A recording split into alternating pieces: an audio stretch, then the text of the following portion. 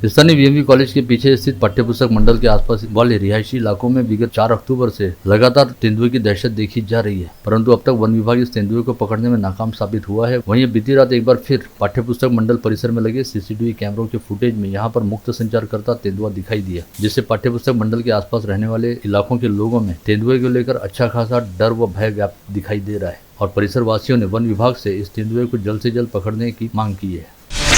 वहीं पाठ्यपुस्तक मंडल में विगत 15 दिनों से लगातार दिखाई दे रहे और परिसर में अपना अधिवास बनाकर रहने वाले तेंदुए को जल्द से जल्द पकड़ने हेतु विधायक सुलभा खोड़के ने वन विभाग को आवश्यक निर्देश जारी करते हुए कहा कि वन विभाग के रेस्क्यू पथक ने इस तेंदुए को पकड़ने के लिए तमाम तैयारियां करनी चाहिए और जल्द से जल्द इस तेंदुए को पकड़कर जंगल परिसर में ले जाकर छोड़ना चाहिए। इस समय जहां एक और अमरावती शहर के पाठ्यपुस्तक मंडल परिसर में तेंदुए की दहशत, वहीं दूसरी ओर पोहरा चिरोड़ी वन क्षेत्र में अधिवास रहने वाले तेंदुए ने कल आधी रात के समय इंदला गांव के पास स्थित जानवरों के तबेले में घुसकर एक बछड़े का शिकार किया और उसे मौके पर ही मार दिया। इस घटना के चलते इंदला गांव वासियों में भी तेंदुए को लेकर अच्छी खासी दहशत देखी जा रही है। शहर में साफ सफाई को लेकर नागरिकों द्वारा की जाने वाली शिकायतों तथा डेंगू जैसी संक्रामक बीमारी के फैल रहे संक्रमण को देखते हुए बडनेरा निर्वाचन क्षेत्र के विधायक रवि राणा ने आज सरकारी विश्राम गृह में मनपा आयुक्त देवीदास पवार सहित मनपा के सभी अधिकारियों की करीब 3 घंटे तक क्लास लगाई, जिसमें उन्होंने साफ तौर पर कहा कि शहर में साफ सफाई से संबंधित कामों को लेकर बिल्कुल कोताही बर्दाश्त नहीं की जाएगी और कोताही करने वालों के खिलाफ फौजदारी मामले दर्ज किए जाएंगे। इसके साथ ही विधायक रवि राणा ने यह भी कहा कि आगामी 23 अक्टूबर को दोपहर 12 बजे संत ज्ञानेश्वर सांस्कृतिक भवन में स्वच्छता विभाग के अधिकारियों के साथ ही सफाई ठेकेदारों व कर्मचारियों की संयुक्त बैठक बुलाई गई है। भक्ति व शक्ति का प्रतीक रहने वाले नवरात्रि पर्व के निमित्त शहर में कई स्थानों पर गरबा, रास व डांडिया उत्सव का आयोजन किया जा रहा है, जिसके चलते शाम से लेकर रात तक माताजी की चौकी के चारों ओर गरबा व डांडिया की तर्ज पर नृत्य करते हुए घूमने के साथ ही भाविक श्रद्धालुओं द्वारा माता रानी की आराधना की जा रही है। ऐसे में शहर में हर रोजाना शाम के समय रास गरबा की धूम दिखाई दे रही है। विशेष बात यह है कि पश्चिम विदर्भ क्षेत्र के अग्रणी हिंदी दैनिक अमरावती मंडल तथा मंडल न्यूज की मीडिया पार्टनरशिप में ही शहर में 1 दर्जन से अधिक रास गरबा का आयोजन किया गया है, जिसमें गर्ल्स हाई स्कूल प्रांगण, होटल महफिल, साइंस कोर मैदान, खेल कट्टा, खंडेलवाल लॉन, एकनाथपुरम व कालाराम मंदिर सहित इतवारा बाजार के बालाजी मंदिर में चल रहे गरबा रास का प्रमुख रूप से उल्लेख किया जा सकता है। इन सभी स्थानों पर रोजाना अलग अलग थीम पर गरबा रास का आयोजन करते हुए विभिन्न तरह की स्पर्धाएं ली जा रही है। साथ ही गरबा प्रेमियों को आकर्षक पुरस्कार भी दिए जा रहे हैं। स्थानीय साइंस कोर मैदान पर चल रहे गरबा उत्सव में जहां गत रोज पंजाबी थीम पर गरबा उत्सव का आयोजन किया गया, वहीं आज साइंस कोर मैदान पर मिस दिल्ली रहने वाली शमा राज ने उपस्थित रहकर गरबा प्रेमियों का उत्साह बढ़ाया। गर्ल्स हाई स्कूल के मैदान पर चल रहे नंदा क्रिएटर गरबा में गत रोज राधा कृष्ण की थीम पर भव्य दिव्य गरबा का आयोजन हुआ। वहीं कल इस गरबा उत्सव में हिंदुस्तानी भाव उपस्थित रहेंगे। साथ ही आगामी 21 अक्टूबर को अभिनेत्री रागिनी खन्ना तथा 23 अक्टूबर को अभिनेत्री विद्या मालौदे उपस्थित रहकर गरबा प्रेमियों का उत्साह बढ़ाएंगी। युवा उद्योजक सागर हरीभाई भट्टी व उनकी टीम द्वारा होटल महफिल में आयोजित गरबा उत्सव में मिस मैच थीम पर गरबा का आयोजन हुआ। होटल महफिल के बंधन लॉन पर गरबा का आयोजन बेहद शानदार तरीके से चल रहा है। बडनेरा रोड पर तापड़िया मॉल के सामने स्थित खेलकट्टा के टर्फ ग्राउंड पर गरबे की अच्छी खासी धूम चल रही है, जहां पर गत रोज क्रिएटिव थीम पर गरबा का आयोजन हुआ। बडनेरा रोड पर ही खंडेलवाल लॉन में आयोजित गरबा उत्सव में रोजाना अलग अलग थीम पर भव्य गरबा का आयोजन चल रहा है। एकनाथपुरम में आयोजित पारंपरिक गरबा उत्सव के तहत चाचर चौक में देवी भक्तों की भीड़ रोजाना बढ़ती जा रही है और आरती में भी बड़ी श्रद्धा के साथ रोजाना सैकड़ों श्रद्धालु शामिल हो रहे हैं।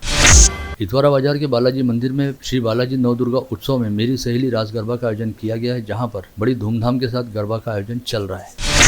शहर में चल रहे शारदीय नवरात्रोत्सव के दौरान लगाए गए पुलिस बंदोबस्त का जायजा लेते हुए शहर पुलिस उपायुक्त विक्रम साली अपनी टीम के साथ साइकिल पर सवार होकर शहर का मुआयना कर रहे हैं और अलग अलग दुर्गोत्सव मंडलों को भेंट देते हुए वहां लगाए गए पुलिस बंदोबस्त की समीक्षा कर रहे हैं। ऐसे में गत रोज सार्वजनिक नवदुर्गोत्सव मंडल को भेंट देने पहुंचे डीसीपी विक्रम साली का मंडल के पदाधिकारी व अमरावती कृषि उपज मंडी के संचालक प्रमोद इंगोले द्वारा भावपूर्ण स्वागत किया गया।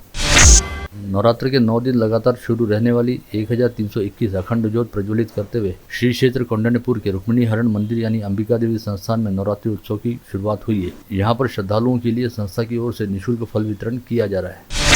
राज्य के उच्च व तंत्र शिक्षा मंत्री तथा अमरावती जिले के पालक मंत्री चंद्रकांत पाटिल आगामी शुक्रवार 20 अक्टूबर को अमरावती जिले के दौरे पर आ रहे हैं। 20 अक्टूबर को सुबह 8:15 बजे मंत्री चंद्रकांत पाटिल अमरावती के सरकारी विश्राम गृह पहुंचेंगे और सुबह 9:30 बजे अम्बा देवी मंदिर में दर्शन हेतु जाएंगे, जिसके उपरांत पूरा दिन उनकी अलग अलग कार्यक्रमों में उपस्थिति रहेगी। जिला परिषद निर्माण विभाग के जरिए शुरू विविध कामों की मंगलवार को अतिरिक्त मुख्य कार्यकारी अधिकारी ने उप अभियंता व शाखा अभियंता से जानकारी ली। साथ ही जारी वित्तीय वर्ष के काम को 31 मार्च से पहले पूरा करने के निर्देश जारी किए। अगस्त माह में बारिश नदारद होने के चलते 41 राजस्व मंडलों में सोयाबीन फसल का 50% से अधिक नुकसान हुआ, जिसके कारण प्रभावित किसानों को बीमा की 25% अग्रिम राशि मिलनी चाहिए। इस आशय का आदेश जिलाधीश सौरभ कटियार ने जारी किया था, जिस पर फसल बीमा कंपनी की आपत्ति को कृषि विभाग द्वारा खारिज किए जाने के बाद जिलाधीश सौरभ कटियार ने गत रोज अंतिम आदेश जारी कर फसल बीमा कंपनी को प्रभावित किसानों को 25% अग्रिम राशि देने का निर्देश जारी किया गया। जिले के पूर्व सांसद अनंत गुड़े ने किसानों की उपज को 2 गुना भाव देने के साथ ही सोयाबीन व कपास की सरकार द्वारा खरीदी किए जाने की मांग को लेकर जिलाधीश के जरिए राज्य सरकार के नाम ज्ञापन सौंपा।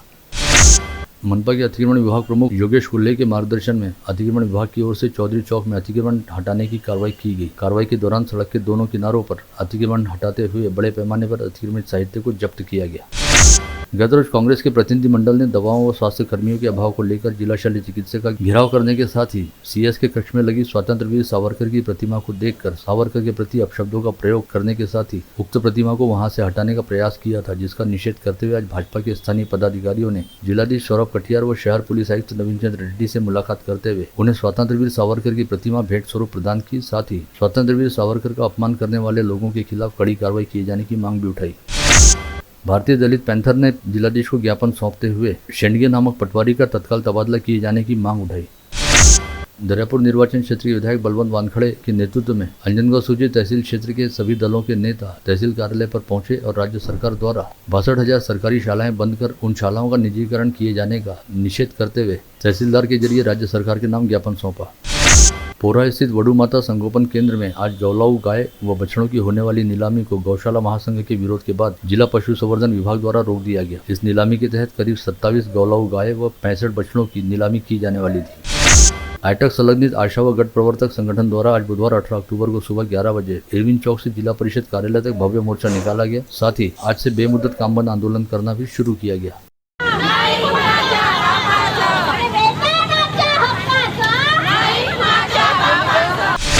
ऑल इंडिया आदिवासी एम्प्लॉयज फेडरेशन की अमरावती शाखा द्वारा आज यहां बुलाई गई पत्रकार परिषद में बताया गया कि धनगरों को आदिवासी समाज में शामिल कर आरक्षण दिए जाने के विरोध में शुक्रवार 20 अक्टूबर को खरे आदिवासींचा जागर महामोर्चा निकाला जा रहा है। इस मोर्चे के दौरान आदिवासी समाज बंधु सहित विभिन्न आदिवासी संगठनों के करीब 5,000 लोग शामिल होंगे।